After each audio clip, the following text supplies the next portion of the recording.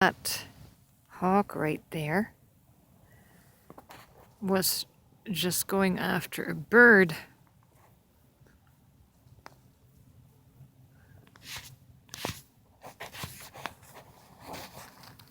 And the bird found refuge in amongst those horses. Good for the little bird. You know, it's nature.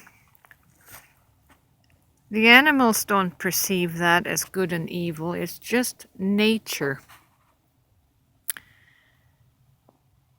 And they are accepting of the way nature is.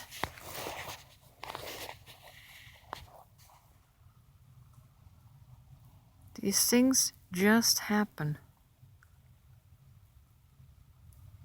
And I just happened to be witness of the way of nature.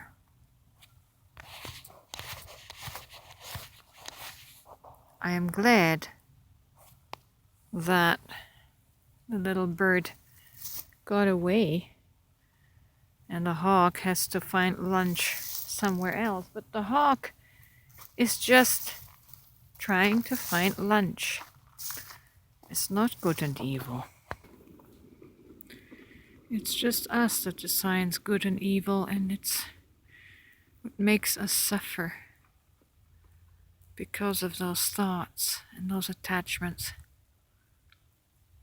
Eating from the knowledge of the tree of good and evil, the judgments of good and evil, causes our death mentally, emotionally, psychologically, and physically, because our physical death and illness is psychologically driven. The human life is very complex. Very complex.